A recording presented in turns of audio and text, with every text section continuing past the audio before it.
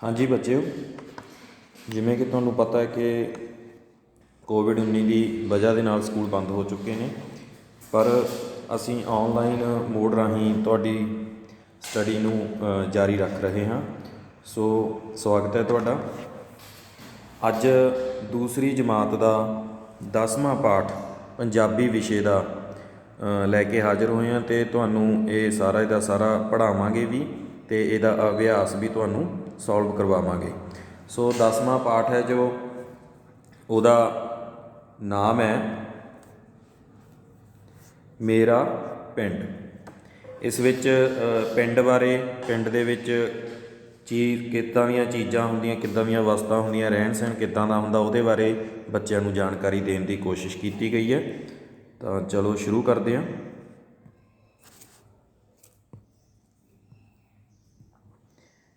ਇਹ ਇੱਕ ਪਿੰਡ ਦੇ ਕਿਸੇ ਕਿਸਾਨ ਦੇ ਘਰ ਦੀ, ਵਿਹੜੇ ਦੀ, ਉਸਦੇ ਕੰਮਾਂ ਕਾਰਾਂ ਦੀ ਇੱਕ ਫੋਟੋ ਰਾਹੀਂ ਦਿਖਾਉਣ ਦੀ ਕੋਸ਼ਿਸ਼ ਕੀਤੀ ਗਈ ਹੈ। ਚਲੋ ਪਹਿਲਾਂ ਅਸੀਂ ਪਾਠ ਨੂੰ ਪੜ੍ਹਨਾ ਸਟਾਰਟ ਕਰਦੇ ਹਾਂ। ਇਹ ਮੇਰਾ ਪਿੰਡ ਹੈ, ਇਹ ਮੇਰਾ ਪਿੰਡ ਹੈ, ਇਹ ਪਿੰਡ ਕਾਫੀ ਵੱਡਾ ਹੈ, ਇਹ ਪਿੰਡ ਕਾਫੀ ਵੱਡਾ ਹੈ। ਇੱਥੇ ਲਗਭਗ 200 ਘਰ ਹਨ। ਕੁਝ ਕੱਚੇ ਹਨ ਪਰ ਬਹੁਤੇ ਘਰ ਪੱਕੇ ਹਨ। ਅਸੀਂ ਪੱਕੇ ਘਰ ਵਿੱਚ ਰਹਿੰਦੇ ਹਾਂ। ਮੇਰੇ ਪਿਤਾ ਜੀ ਇੱਕ ਕਿਸਾਨ ਹਨ। ਮੈਂ ਸਵੇਰੇ ਜਲਦੀ ਉੱਠਦਾ ਹਾਂ, ਉਹਨਾਂ ਨਾਲ ਖੇਤਾਂ ਵਿੱਚ ਕੰਮ ਕਰਦਾ ਹਾਂ। ਅਸੀਂ ਆਪਣੇ ਖਾਣ ਲਈ ਕੁਝ ਕਣਕ, ਛੋਲੇ ਅਤੇ ਚਾਵਲ ਰੱਖ ਲੈਂਦੇ ਹਾਂ। ਬਾਕੀ ਅਨਾਜ ਮੰਡੀ ਵਿੱਚ ਵੇਚ ਦਿੰਦੇ ਹਾਂ। ਮੇਰੇ ਪਿੰਡ ਦੇ ਲੋਕ ਬਹੁਤ ਮਿਹਨਤੀ ਹਨ। ਸਾਰੇ ਆਪਣੇ ਆਪਣੇ ਕਿੱਤਿਆਂ ਅਨੁਸਾਰ ਕੰਮ ਕਰਦੇ ਹਨ। ਕਿੱਤੇ ਮਤਲਬ ਕੰਮ ਹੋ ਗਏ। ਕਿੱਤੇ ਕੀ ਹੋ ਗਿਆ ਜੀ? ਕੰਮ ਹੋ ਗਿਆ। ਕੋਈ ਕੱਪੜਾ ਬੁਣਦਾ ਹੈ, ਕੋਈ ਕੱਪੜਾ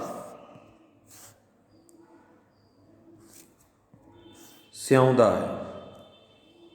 ਕੱਪੜਾ ਬੁਣਨਾ, ਪਹਿਲਾਂ ਪਿੰਡਾਂ ਦੇ ਵਿੱਚ ਖੱਡੀਆਂ ਲੱਗੀਆਂ ਹੁੰਦੀਆਂ ਸੀ, ਉਹਦੇ ਉੱਪਰ ਖੇਸ, ਦਰੀਆਂ ਆਦਿ ਜਿਹੜੀਆਂ ਸੀਗੀਆਂ ਉਹ ਬੁਣੀਆਂ ਜਾਂਦੀਆਂ ਸੀ।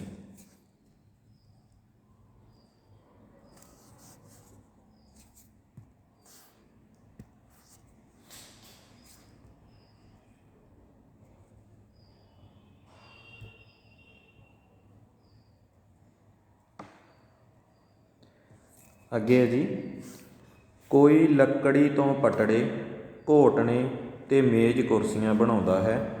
ਕੋਈ ਲੋਹੇ ਤੋਂ ਬਾਲਟੀਆਂ, ਕਹੀਆਂ, ਖੁਰਪੇ ਅਤੇ ਦਾਤੀਆਂ ਬਣਾਉਂਦਾ ਹੈ। ਇਹ ਤੁਸੀਂ ਆਮ ਹੀ ਘਰਾਂ ਦੇ ਵਿੱਚ ਬਾਲਟੀਆਂ, ਕਹੀਆਂ, ਖੁਰਪੇ, ਦਾਤੀਆਂ ਜੋ ਘਰਾਂ ਦੇ ਵਿੱਚ ਤੁਸੀਂ ਆਮ ਹੀ ਇਹ ਸਮਾਨ ਦੇਖ ਸਕਦੇ ਹੋ, ਤੁਹਾਨੂੰ ਪਤਾ ਵੀ ਹੈ। ਕੋਈ ਮਿੱਟੀ ਦੇ ਭਾਂਡੇ ਤਿਆਰ ਕਰਦਾ ਹੈ। ਜੋ ਸਾਡੇ ਪਿੰਡਾਂ ਦੇ ਵਿੱਚ ਘੁਮਿਆਰ ਹੁੰਦੇ ਹਨ, ਉਹ ਮਿੱਟੀ ਦੇ ਭਾਂਡੇ ਜਿਵੇਂ ਘੜਾ, ਦੀਵੇ, ਇਸ ਤਰ੍ਹਾਂ ਦੀਆਂ ਚੀਜ਼ਾਂ ਜੋ ਤਿਆਰ ਕਰਦੇ ਨੇ। ਕੋਈ ਜੁੱਤੀਆਂ ਬਣਾਉਂਦਾ ਹੈ। ਕੋਈ ਘਰ ਵਿੱਚ ਦਰੀਆਂ ਅਤੇ ਖੇਸ ਬੁਣੇ ਜਾਂਦੇ ਹਨ। ਕਿਸੇ ਘਰ ਵਿੱਚ ਦਰੀਆਂ ਅਤੇ ਖੇਸ ਬੁਣੇ ਜਾਂਦੇ ਹਨ। ਕੋਈ ਤੂਤ ਦੀਆਂ ਛੀਟੀਆਂ ਦੇ ਟੋਕਰੇ ਬਣਾਉਂਦਾ ਹੈ। ਘਰਾਂ ਦੇ ਵਿੱਚ ਤੁਸੀਂ ਟੋਕਰੇ ਵੀ ਤੂਤ ਦੇ ਬਣੇ ਹੋਏ ਆਮ ਹੀ ਦੇਖੇ ਹੋਣੇ ਆ।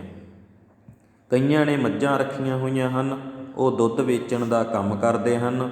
ਔਰਤਾਂ ਵੀ ਘਰਾਂ ਵਿੱਚ, ਖੇਤਾਂ ਵਿੱਚ ਕੰਮ ਕਰਦੀਆਂ ਹਨ।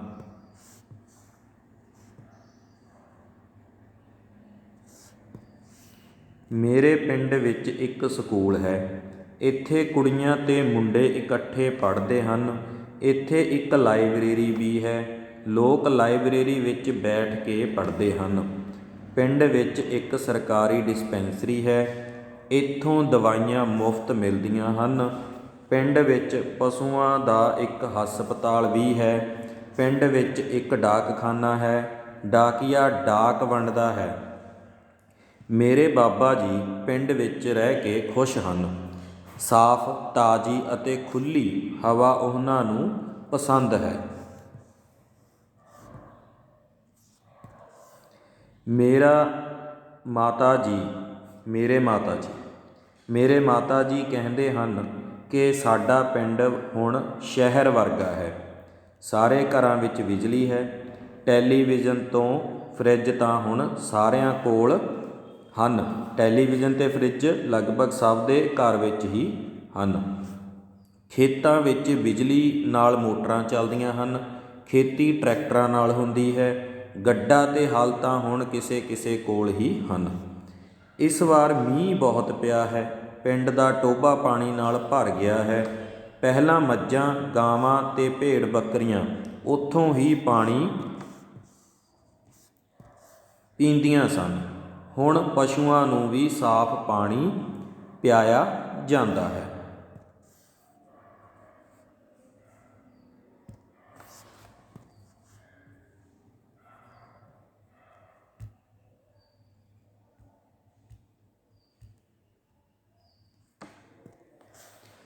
ਅਸੀਂ ਘਰਾਂ ਵਿੱਚ ਟੂਟੀਆਂ ਤੋਂ ਪਾਣੀ ਪੀਂਦੇ ਹਾਂ।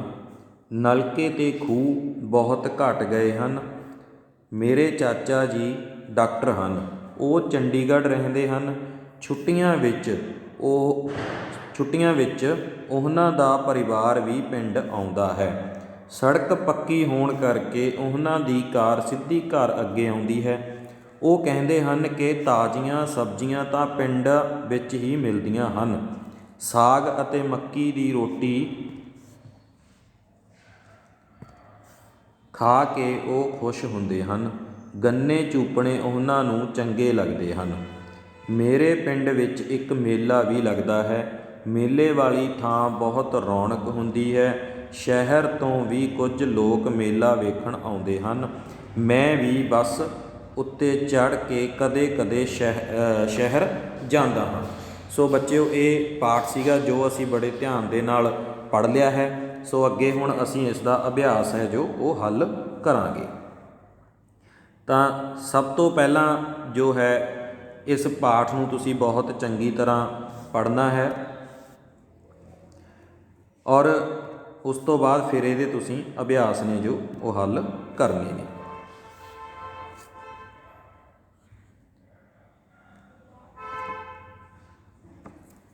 ਸਭ ਤੋਂ ਪਹਿਲਾ ਪ੍ਰਸ਼ਨ ਹੈ, ਤੁਹਾਡੇ ਪਿੰਡ ਦਾ ਕੀ ਨਾਂ ਹੈ? ਤਾਂ ਸਾਰੇ ਬੱਚਿਆਂ ਨੂੰ ਪਤਾ ਹੈ ਕਿ ਉਹਨਾਂ ਦੇ ਪਿੰਡ ਦਾ ਕੀ ਨਾਂ ਹੈ। ਉਹਨਾਂ ਦੇ ਪਿੰਡ ਦਾ ਨਾਂ ਕੀ ਹੈ? ਕੈਰੇ। ਆਪਣੇ ਪਿੰਡ ਨਾਲ ਲੱਗਦੇ ਕੋਈ ਦੋ ਪਿੰਡਾਂ ਦੇ ਨਾਂ ਦੱਸੋ। ਹਾਂਜੀ ਬੱਚੇ, ਤੁਹਾਨੂੰ ਪਤਾ ਹੋਣਾ ਚਾਹੀਦਾ ਕਿ ਤੁਹਾਡੇ ਗੁਆਂਢੀ ਪਿੰਡ ਤੁਹਾਡੇ ਨਾਲ ਲੱਗਦੇ ਕਿਹੜੇ ਕਿਹੜੇ ਨੇ। ਇੱਕ ਤਾਂ ਜੋ ਹੈ ਤੁਹਾਡੇ ਨਾਲ ਲੱਗਦਾ ਬਿਲਕੁਲ ਨਾਈ ਵਾਲਾ ਪਿੰਡ ਹੈ ਔਰ ਦੂਸਰਾ ਤੁਹਾਨੂੰ ਪਤਾ ਹੈ ਕਿ ਚੀਮਾ ਪਿੰਡ ਵੀ ਤੁਹਾਡੇ ਨਾਲ ਲੱਗਦਾ ਹੈ, ਬਖਤਗੜ੍ਹ ਵੀ ਨਾਲ ਲੱਗਦਾ ਹੈ। ਦੋਨਾਂ 'ਚੋਂ ਕੋਈ ਵੀ ਤੁਸੀਂ ਲਿਖ ਸਕਦੇ ਹੋ। ਤਿੰਨੇ ਵੀ ਲਿਖ ਸਕਦੇ ਹੋ, ਬਖਤਗੜ੍ਹ ਵੀ ਲਿਖ ਸਕਦੇ ਹੋ। ਆਪਾਂ ਲਿਖ ਦਿੰਦੇ ਹਾਂ ਬਖਤਗੜ੍ਹ ਦੇ ਸਪੈਲਿੰਗ।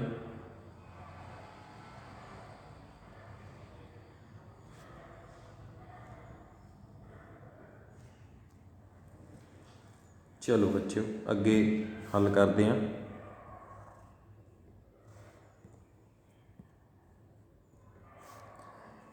ਮੇਰੇ ਪਿਤਾ ਜੀ ਇੱਕ ਖਾਲੀ ਥਾਂ ਹਨ। ਤਾਂ ਇਹਦੇ ਵਿੱਚ ਥੱਲੇ ਜਿਹੜੀਆਂ ਹੈਗੀਆਂ ਨੇ ਆਪਸ਼ਨਸ ਦਿੱਤੀਆਂ ਹੋਈਆਂ ਨੇ ਅਗਲੇ ਪੇਜ ਦੇ ਉੱਪਰ। ਇਹ ਵਾਲੀਆਂ ਆਪਸ਼ਨਸ ਨੇ ਜੋ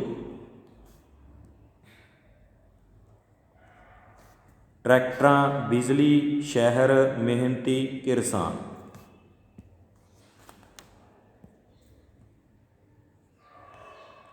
ਤਾਂ ਅਸੀਂ ਪਹਿਲੀ ਖਾਲੀ ਥਾਂ ਦੇ ਵਿੱਚ ਜੋ ਭਰਾਂਗੇ, ਮੇਰੇ ਪਿਤਾ ਜੀ ਇੱਕ ਕਿਰਸਾਨ ਹਨ।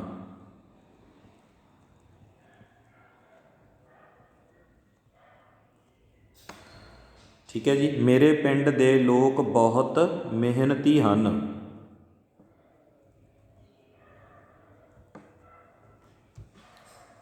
ਠੀਕ ਹੈ ਬੱਚਿਓ, ਅਗਲੇ ਪੇਜ 'ਤੇ ਚੱਲਦੇ ਹਾਂ।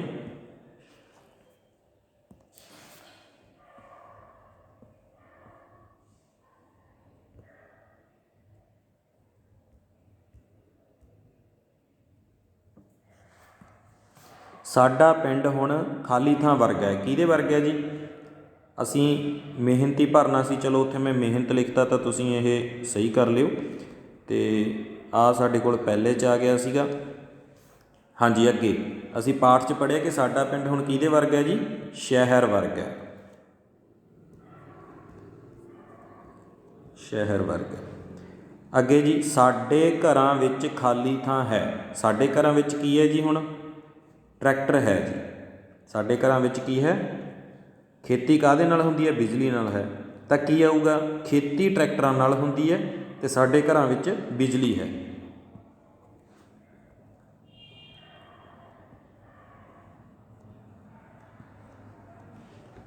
ਠੀਕ ਹੈ ਜੀ, ਸਾਡੇ ਘਰਾਂ ਵਿੱਚ ਬਿਜਲੀ ਹੈ ਅਤੇ ਖੇਤੀ ਕਿਹਦੇ ਨਾਲ ਹੁੰਦੀ ਹੈ ਜੀ? ਟਰੈਕਟਰ ਨਾਲ ਹੁੰਦੀ ਹੈ।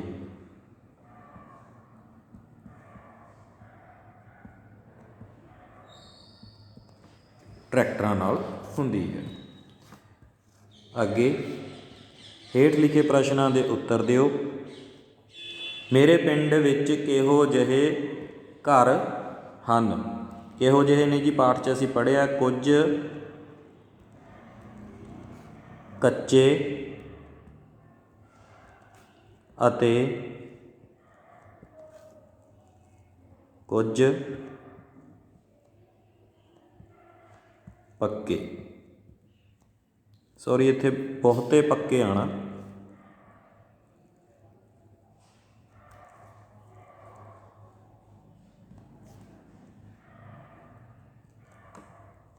ਬਹੁਤੇ ਪੱਕੇ ਘਰ।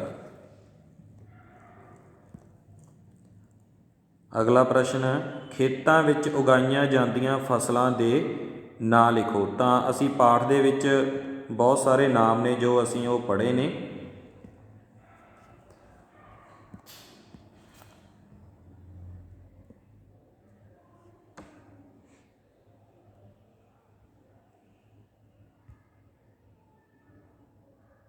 ਇਹ ਤੁਸੀਂ ਇਹਦੇ ਵਿੱਚੋਂ ਲੱਭ ਸਕਦੇ ਹੋ।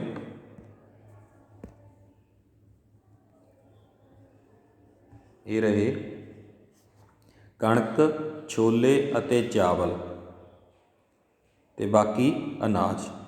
ਤਾਂ ਤੁਸੀਂ ਇੱਥੋਂ ਇਹ 3 ਨਾਮ ਚੱਕ ਕੇ ਲਿਖ ਸਕਦੇ ਹੋ।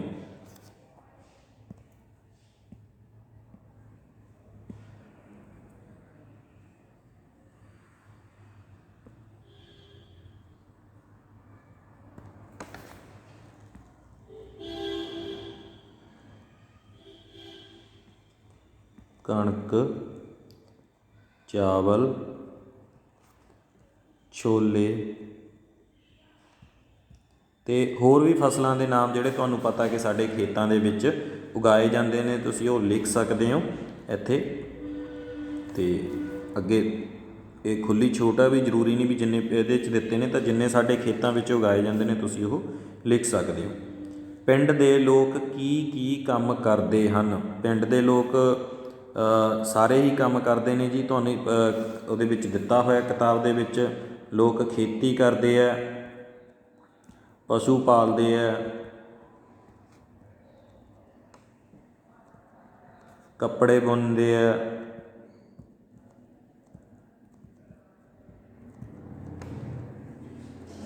ਅਤੇ ਮਿੱਟੀ ਦੇ ਭਾਂਡੇ ਬਣਾਉਂਦੇ ਹੈ। ਇਸੇ ਤਰ੍ਹਾਂ ਜੋ ਪਾਠ ਵਿੱਚ ਜਿੰਨੇ ਵੀ ਨਾਮ ਆਏ ਨੇ ਤੁਸੀਂ ਉਹ ਸਾਰੇ ਕੰਮਾਂ ਦੇ ਤੁਸੀਂ ਇੱਥੇ ਲਿਖਣੇ ਨੇ। ਅੱਗੇ ਜੀ, ਲਾਇਬ੍ਰੇਰੀ ਵਿੱਚ ਬੈਠ ਕੇ ਲੋਕ ਕੀ ਕਰਦੇ ਹਨ?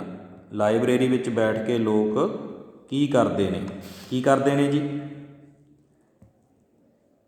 ਕੀ ਕਰਦੇ ਨੇ? ਕਿਤਾਬਾਂ ਪੜ੍ਹਦੇ ਨੇ ਜੀ। ਕਿਤਾਬਾਂ, ਰਸਾਲੇ, ਠੀਕ ਹੈ ਜੀ, ਜਾਂ ਕੁਛ ਵੀ ਆਪਣਾ ਮਨਪਸੰਦ ਆਦਿ ਪੜ੍ਹਦੇ ਹਨ।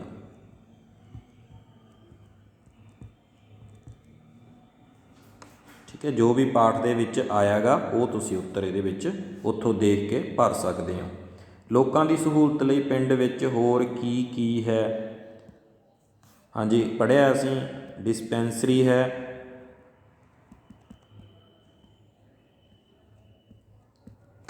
ठीक है जी। ਸਕੂਲ है इस तरह ਤੁਸੀਂ देख सकते हो, पाठ ਦੇ ਵਿੱਚੋਂ भी निशानी लगा सकते हो।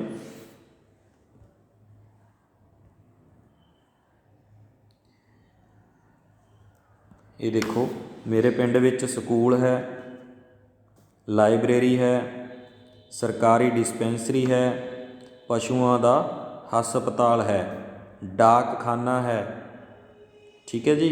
तो ये तुसीं 1 2 3 4 5 ये जिहड़े नाम ने तुसीं ये लिख देने ने साडे उस प्रश्न दे विच, जिहदा प्रश्न साडा हैगा गा ये वाला।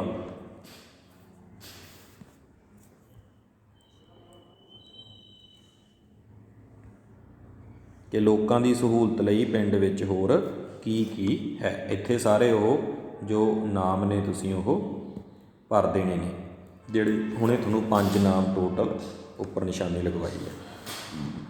चलो जी अगे चलते हैं।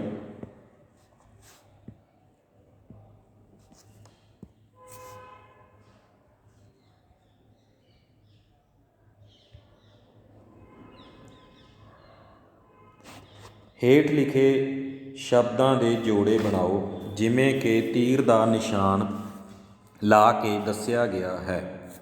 हाँ जी, असी ये अकॉर्डिंग जो सानू जिमें समझाया कि किहदा किहदे नाल संबंध है, जिमें खेत का संबंध फसल दे नाल है, तो स्कूल का संबंध किहदे नाल है जी, अध्यापक दे नाल है।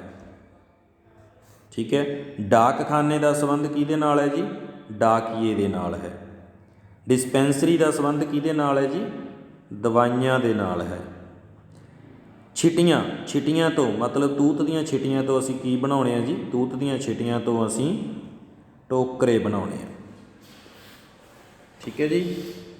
तो इस नूं तुसीं नंबर लगा के भी कर सकते हो।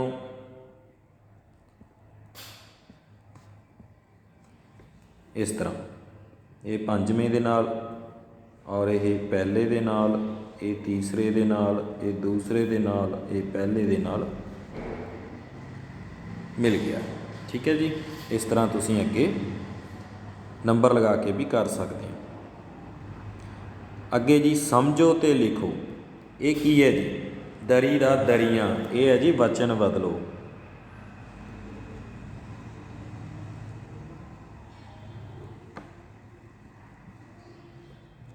ये है जी वचन बदलो। दरी दा दरियां मतलब एक चीज़ तो बाहलियां चीज़ां बनाउणी। कही का की आऊगा जी, कहियां। दाती दा दातियां।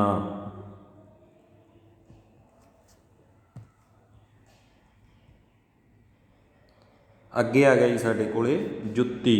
जुत्ती का की हो, जो बाहलियां हुंदियां ने तो असीं कहने जुत्तियां। अगे है जी कुर्सी। कुर्सी का की आऊगा, कुर्सियां।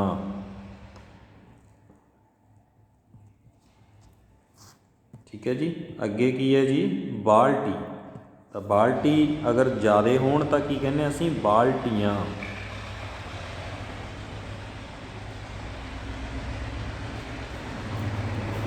ठीक है बच्चे। तो ये सीगे वचन बदलो। अगे चलते हैं।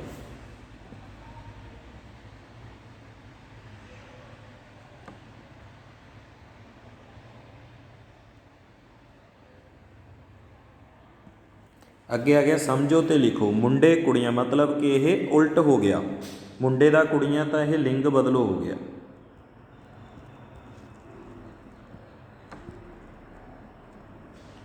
मुंडे का कुड़ियाँ इस तरह, अध्यापक का की आएगा जी, अध्यापिका। अध्यापका। ठीक है। पिता, पिता का की आऊगा, माता। अगे मिलान करो, ये है जी भी किहड़ा, ये जिहड़ा काम है कौन करदा है, ये अगे कामां नूं उहनूं करन वाले दे नाल मिलाउणा है।